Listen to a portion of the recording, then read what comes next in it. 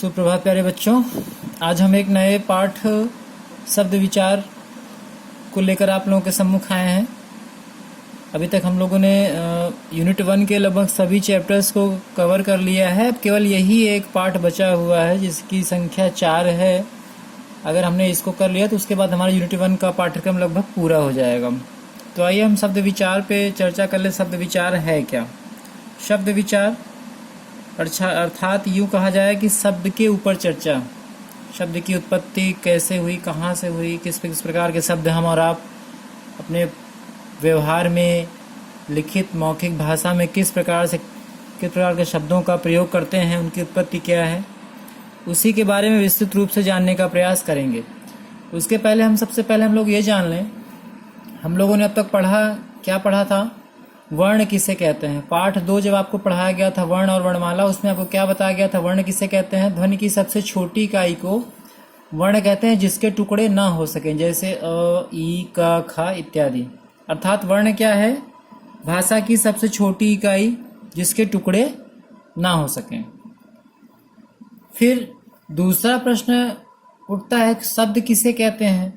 तो जो ये वर्ण हैं जिनके हम टुकड़े नहीं कर सकते, जो सबसे भाषा की सबसे लघुत्तम इकाई है, उन्हीं वर्णों के सार्थक और स्वतंत्र समूह को शब्द कहते हैं। इस परिभाषा को ध्यान से पढ़िएगा, ये शब्द की परिभाषा है और इसे बिल्कुल याद कर लीजिएगा। वर्णों के सार्थक अर्थात जिसका कोई अर्थ हो, और स्वतंत्र समूह को। स्वतंत्र मतलब जो किसी भी शब्द या किसी व्याकरणिक हिस्से के ऊपर आश्रित ना हो, निर्भर ना हो, जिसका अपना खुद का अर्थ हो, खुद की स्वतंत्र सत्ता हो, उन्हीं स्वतंत्र शब्दों के सार्थक समूह को हम क्या कहते हैं? शब्द कहते हैं। वर्णों का सार्थक और स्वतंत्र समूह, ये समूह का मतलब क्या है कि एक से अधिक वर्ण जब इकट्ठा होते हैं तो उन्हें हम शब्द कहते हैं। ठीक है।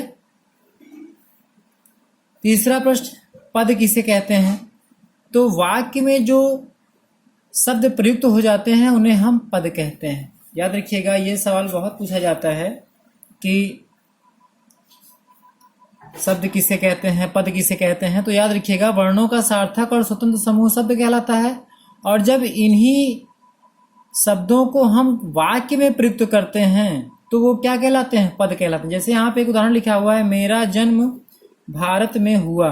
अब यहाँ पर मेरा जन्म भारत में हुआ, ये सभी अगर देखा जाए तो अलग अलग क्या है? एक एक शब्द हैं। मेरा ये भी शब्द है, जन्म भी शब्द है, भारत भी शब्द है, में हुआ भी शब्द है।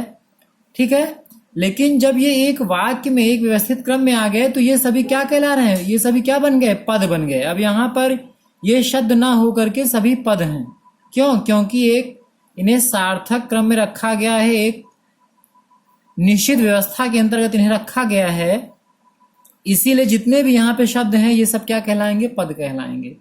तो आपको स्मरण रहे, वर्ण किसे कहते हैं? भाषा की सबसे छोटी इकाई, माफ करिएगा यहाँ मैंने ध्वनि लिख दिया है, भाषा की सबसे छोटी इकाई जिसके टुकड़े ना हो सके उसे हम वर्ण कहते हैं, जैसे अ, ई, क, ख। और शब्द किसे कहते हैं? इन्हीं वर्णों का सार्थक और स्वतंत्र। यहाँ पे 2 शब्द आए हैं, सार्थक और स्वतंत्र। सार्थक मतलब जिसका अर्थ हो, अस्वतंत्र मतलब जो अर्थ की दृष्टि से स्वतंत्र हो, किसी अन्य शब्द के ऊपर, किसी अन्य व्याकरणिक व्यवस्था के ऊपर आश्रित ना हो, वही क्या कहलाता है? शब्द कहलाता है।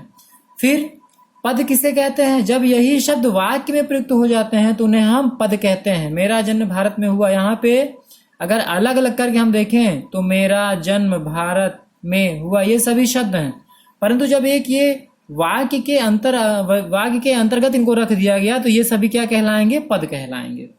ठीक है। तो ये चीजें मैंने आपको समझाने का प्रयत्न किया, वर्ण, शब्द और पद। अब आइए हम देख लें शब्द के भेद। शब्द के 4 भेद हैं। पहला है स्रोत या उत्पत्ति के आधार पर। स्रोत अर्थात जो शब्द हम अपनी भाषा में प्रयुक्त कर रहे हैं उनका सोर्स क्या है, वो कहाँ से आए हैं, उनकी उत्पत्ति क्या है, उनकी ओरिजिन क्या है। ठीक है। दूसरा क्या है? रचना का मतलब निर्माण से है। ठीक है। वो किस प्रकार से बनाए गए हैं उस आधार पे। और तीसरा अर्थ क्या है? प्रयोग के आधार पे। प्रयोग के आधार पे शब्द के भेद, और चौथा है अर्थ के आधार पे। तो शब्द के 4 भेद हैं। पहला है स्रोत या उत्पत्ति के आधार पर, दूसरा है रचना के आधार पर, तीसरा है प्रयोग के आधार पर, और चौथा अर्थ के आधार पर। ये जो स्रोत उत्पत्ति लिखा है, रचना लिखा है, प्रयोग लिखा है, इन्हीं के आधार पर हम शब्दों को वर्गीकृत करने का प्रयास करेंगे। एक एक करके हम इनके सारे भेदों को जानेंगे। ठीक है।